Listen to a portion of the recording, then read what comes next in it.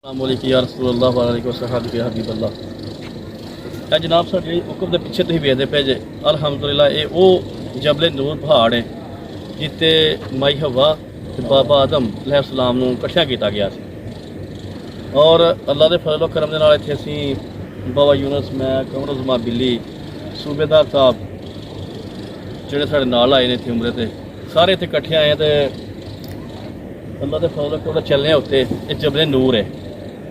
बाबे आदम माई हवा एड़ी बैक साइड इधर की दूसरी पासे नजर आ रही ये मैदान अरफात है जिथे क्यामत बर्पा होनी बहुत बड़ा मैदान है इत्थे ही हाजी जिहड़े ने उन्होंने स्टे कराया दा चार चफेरे ना ये मैदान अरफात बहुत ज़्यादा बड़ा है कई सौ एकड़ के खिलरिया सरकार जिहड़े ने इत्थे इंशाअल्लाह जी जबे नूर उत्ते असीं चलने उत्ते अलहमदुलिल्लाह नाल असीं ज़ियारतां कराउने आ ते नाल साडे वास्ते दुआ करियो ते नाल बाबे वास्ते स्पैशल दुआ करियो कि सेहत सही हो जाए ना जी। लागे आ गए हैं अलहमदुलिल्लाह जबे नूर दे उत्ते चढ़ लगे हैं जिथे बाबे आदम ते माई हवा नूं बुलाया गया सी। आखिरी खुतबा भी आप सरकार ने आखिरी खुतबा भी जिहड़ा ना वो साडे पिछे एक मस्जिद है सरकारे मदीना सदर सलम उत्थे खुतबा उत्थे भी जाना इंशाअल्लाह ते ज़ियारतां सारियां जेहड़ी कीतियां ने चढ़ लगियां अलहमदुलिल्लाह।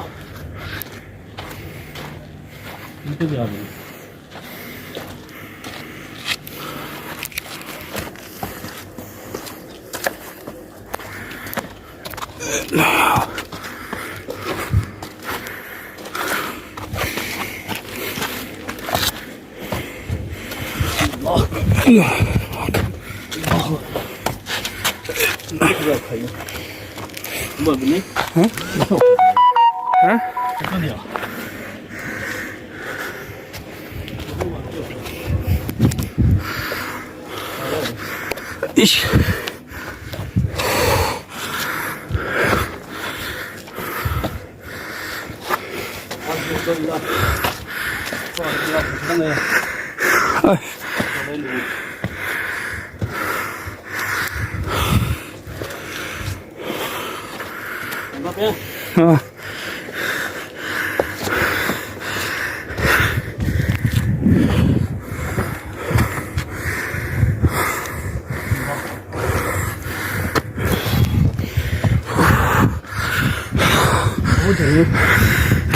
अल्हम्दुलिल्लाह बड़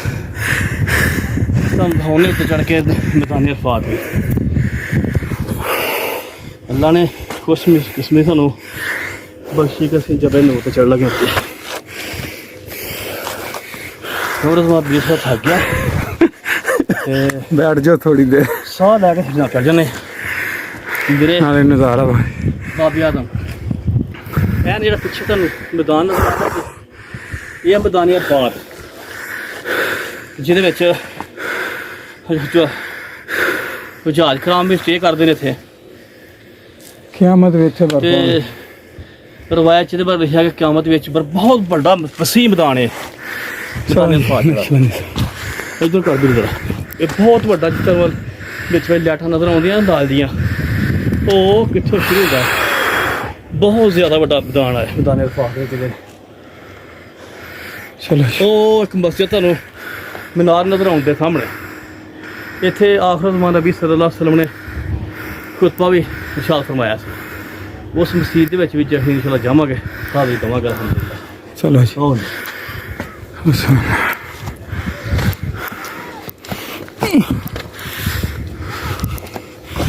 सीढ़ियाँ भी ऐसी नक्शबंदी साहब बस दे देने इधरों ही चढ़ना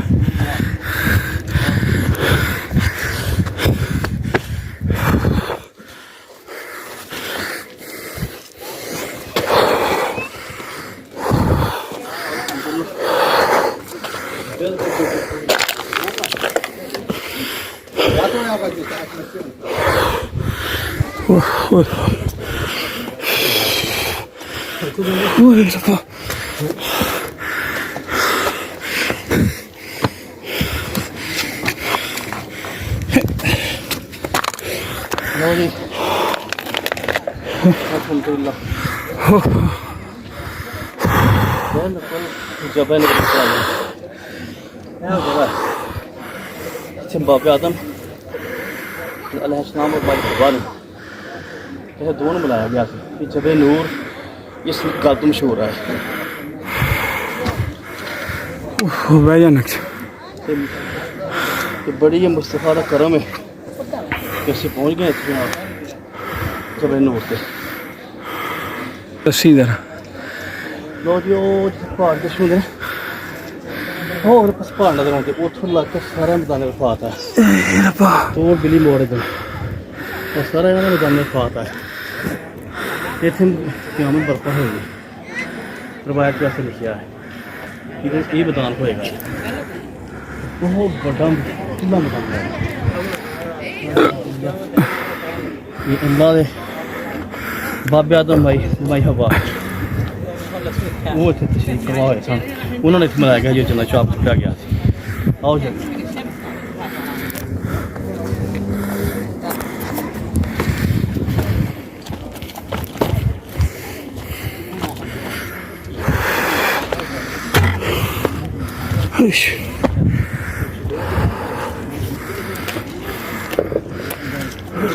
ਲਓ ਜੀ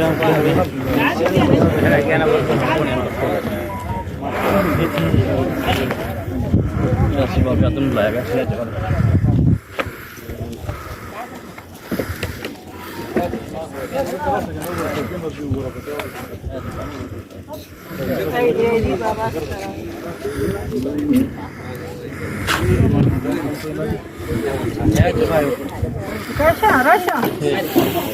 बाबा सर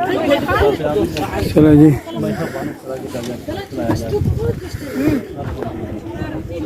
अल्लाह ताला ने दुआ करें नक्शबंदी साहब सबको ये ज़ियारत हासिल हो चार छः ਦੇ ਬਤਾਨੇ ਅਲਫਾਜ਼ ਚੌੜਾ ਸਾਡਾ बहुत बड़ा मैदान है अल्लाह ताला साहब को ਵੇਖਦੇ ਪਏ ਵੀ ਦਰਮਿਆਨ ਜਬਲ ਨੂੰ ਪਹਾੜ ਆ ਇਹਦੇ ਚਾਰ ਛੇਰੇ ਬਤਾਨੇ ਅਲਫਾਜ਼ ਚਾਰ ਛੇਰੇ ਬਿਲਕੁਲ ਚਾਰ ਛੇਰੇ ਬਹੁਤ ਬੜਾ ਇਹ ਕਾਟਰ ਬਤਾ ਕਿਆਮਤ ਦੀ ਬਰਪਾ ਹੋਏਗੀ ਤਾਂ ਬਹੁਤ ਬੜਾ मैं तुम्हें लाभ होया थी चले दुआ करें सबको यहाँ आना नसीब अल्लाह हो। ताला और दुआ करते हैं मेरे मालिक ये नबी के कदमों का सदका सबको ये जगह देखनी नसीब फरमा और आमीन ਜਿਹੜੇ ਜਿਹੜੇ ਵੀ ਇਹ ਦੋ ਮੇਰੇ ਭਾਈ ਇਸ ਵੀਡੀਓ ਨੂੰ ਵੇਖਦੇ ਪਏ ਨੇ ਮੇਰੇ ਮਾਲਕ ਇਹਨਾਂ ਦੀ ਦੁਆ ਕਬੂਲ ਕਰਕੇ ਇਹਨਾਂ ਨੂੰ ਵੀ ਇੱਥੇ ਸਫਰੇ ਮੱਕਾ ਜ਼ਿਆਰਤ ਨਸੀਬ ਸਫਰੇ ਮਦੀਨਾ ਦੀ ਜ਼ਿਆਰਤ ਨਸੀਬ ਫਰਮਾ ਔਰ ਇਹ ਸਾਰੇ ਵਾਸਤੇ ਦੁਆ ਗੂੰ ਅੱਲਾਹ ਤਾਲਾ ਤੁਹਾਨੂੰ ਵੀ ਇਹ ਪਿਆਰੇ ਮੌਕੇ ਵੇਖਣੇ ਜ਼ਿੰਦਗੀ 'ਚ ਜ਼ਿੰਦਗੀ ਦੇ ਵਿੱਚ ਤੁਹਾਨੂੰ ਵੇਖਣਾ ਨਸੀਬ ਫਰਮਾਏ आमीन ਅੱਲਾਹ ਤਾਲਾ ਤੁਹਾਡੇ ਇਮਾਨ ਦਾ ਇਜ਼ਾਫਾ ਫਰਮਾਏ ਅੱਲਾਹ ਤਾਲਾ ਤੁਹਾਡੇ ਰਿਜ਼ਕ ਵਿੱਚ ਇਜ਼ਾਫਾ ਫਰਮਾਏ ਬਹੁਤ ਕਰਮ ਹੈ ਦਾਨੇ ਅਪਾਤ ਉਹਦੇ ਵਿੱਚ ਜਬਲੇ ਨੂਰ ਹੈ ਚਾਰ ਸ਼ਿਖਰੇ ਦੇ ਉਹ ਫਰਮਾਇਆ ਗਿਆ ਸੀ ਇੱਥੇ ਹੀ ਬਾਬੇ ਆਦਮ ਜਿਹੜਾ ਸੀ ਉਹ ਮਹਿਵਨ ਬੁਲਾਇਆ ਗਿਆ